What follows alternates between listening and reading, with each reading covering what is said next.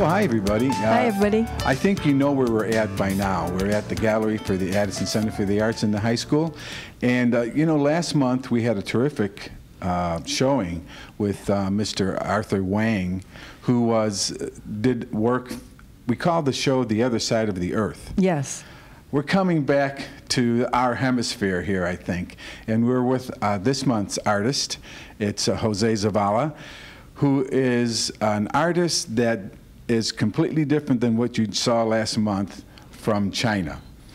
Welcome, Jose. Thank you. And welcome to our gallery. And Lori and I have been looking at some of the works here, and we're just flabbergasted at the diversity and the colors that we see here. Tell us a little bit about yourself, Jose. I was born in a small border town of Roma, Texas. Really close to the Mexican border there, and from a young age I was brought here to Chicago with my family. We moved to the Pilsen neighborhood on near 18th in California over there. Oh, that's a very familiar area. A lot of Mexicans live in that area, right. Correct? Right, and most of my art is influenced by that Mexican culture, the colors. We would go back to Mexico to visit my grandmother, and everything there is her ranch, and everything was very colorful. So a lot of the colors, you know, mean a lot to me, and that's what I try to bring out in my paintings. Well, you had a little bit of a tough growing up for a while there, too, didn't you? That Pilsen area is kind of a lot of gangs and a lot of turmoil all the time, and yet you kind of fostered your art skills in such a way that you became somewhat famous as even a little child. Yeah, you're right, Harry. It's a lot of gangs, a lot of stuff like that. But right now, it's changing. It's very artistic and a new crowd is coming in. But back in the '80s and '90s, when I was growing up there, yeah, you know, the gangs, and you know, it was a tough survival. It was tough growing up there. You know, mom always working.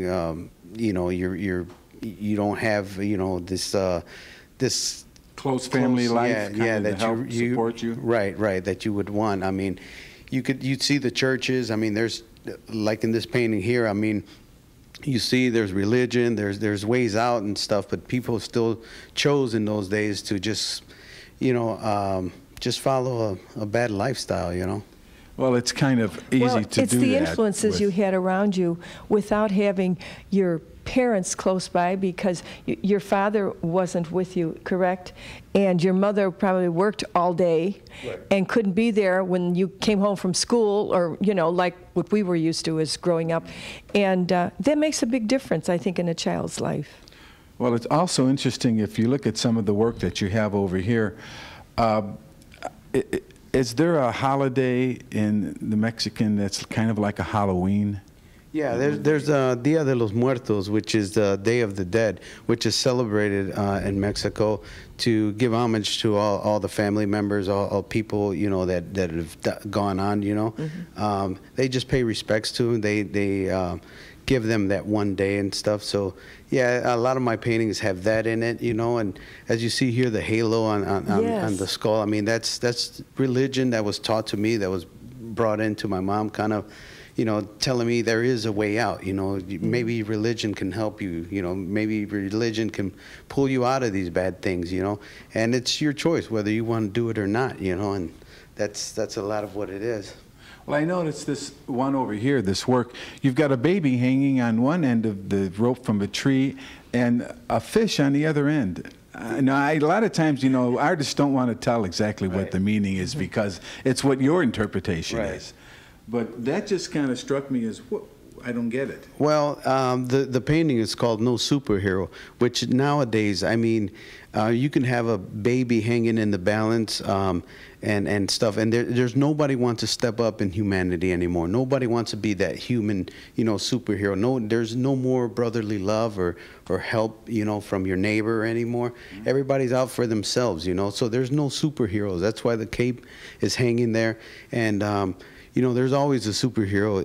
If you look up at the tree there, I mean, the tree is kind of dead, but there's life up top. See some flowers on the top. Yeah, so you always have to look up, you know, sometimes in your life and get inspiration from God. If there's no other superheroes in your life, maybe look up once in a while and get that strength and go ahead and help your fellow man. Wow. I think that's That's a very important message, though, when you say about superheroes, because they should realize that God is their superhero, right? Well, yeah. I mean, You know, the kids grow up with that, and they think that they can conquer the world, and they break their necks thinking they could fly or something. Yeah. And it's not very realistic. yeah. Now we get down to earth, and we see these workers on the railroad, and I'm trying to depict, you depicted here these workers, and you've got the sunlight behind them. Right. A lot of my paintings have the sun. The characters in the paintings would have to kind of make them stand out as being Mexican. These workers here is from a program called Braceros, which was organized by the United States back in 38, 42, those years. They brought a bunch of migrant workers to the United States in this program to build railroads, to work the industries, you know, because all these guys were off to war. The American soldiers were out there fighting for our freedoms and stuff, but they brought all these Mexicans in and gave them, you know, promised them lands, promised them, you know, homes and stuff like that. And I came across that story one day, and the picture of that story just struck me, and I said, oh, I got to pay homage to this thing. I got to, you know, paint something about it. So I looked at the little clip that they had there on the internet, and I thought, oh, this would make a nice one. I just added my color to it like I do everything else. Well, I noticed you jumped from there, and we're back in China. And Arthur Wang was probably saying, hey, thanks, Arthur, for doing this, Jose. That's a Chinese, I don't know what you call it. That's the Forbidden Temple in China. I'm sorry, yeah, Forbidden City. The temple in the Forbidden City in China. Oh. Yeah, that's my version of it. Yeah, I jumped from Mexican culture to Chinese culture. I really believe that, you know, Chinese have, you know, in their culture that peace, that, you know, that you know, serenity, that self-inflicted serenity. That maybe we should add sometimes to our lives. Yeah. It's good to know about the different cultures for that reason, don't you think? We can learn from one another. Yeah, I believe so. Yeah. I do. I noticed over here, you're doing some portrait work. I see, of course, a rooster here, but the two portraits, who are they? Just some of my early works, Tupac Shakur, Biggie Smalls, they, you know, music that was influencing me back in the days when, you know, I was running around in the streets of Pilsen and stuff. And I just thought I'd you know, because they've both passed on and they're a big part of the rap community, I thought I'd, you know, pay them homage as well and do a little painting of them. Do you like doing portraits? Some of your work is so different, and then getting down to a portrait, you've got to try to make it look like the person you're painting. It's actually, it's inspirational. I don't know. It just comes, one day I'll feel like painting abstract, one day realism, one day portrait. It just comes to me. It's sort of the mood, the day, the time. It all has that to do. It's a self-expression type of thing. Yeah, I really don't like one or the other. It just whatever comes to me, I just do. So if you could, just walking over here, if you could and not have to work, would you just be in front of some work for your artistic endeavors here all day long? Yeah, I think so. Yeah, I really would. I mean, art has always been, with no formal training. I've never been to school, art school, any kind of, you know, training in art. As they say, your raw talent. Yes, God-given talent. Yes. You know, this is all I've learned through the years from watching, you know, looking at Picasso's, watching Bob Ross on TV, the guy paints and stuff. I mean, all this stuff I just learned and just stored it up here till one day just put it out on canvas, and now I can afford canvases, so I can go ahead and... Another starving artist, you know, they're all over everywhere. Yeah, well, he saw to it that he would be able to afford canvases so he can express himself. And could you tell us what inspires you to paint what you've painted in looking at some of these paintings?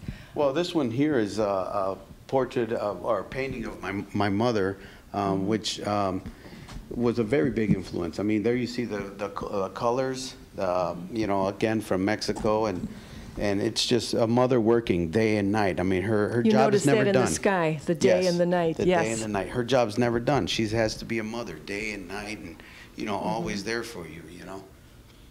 Yeah. And they never give up. No. They never give up, that's true. Well, if you want to come and see some of these works, I'm telling you, you're going to be, I think, quite amazed. And it's such a mixed diversity of different kinds of art, from portraits It is. to things like a mother bringing home the food in her basket. But the Children of the Sun, this is an exhibit by Jose Zavala, and it'll be here from October 10th through November 3rd. And this gallery hours are Wednesday through Saturday from 12 to 4.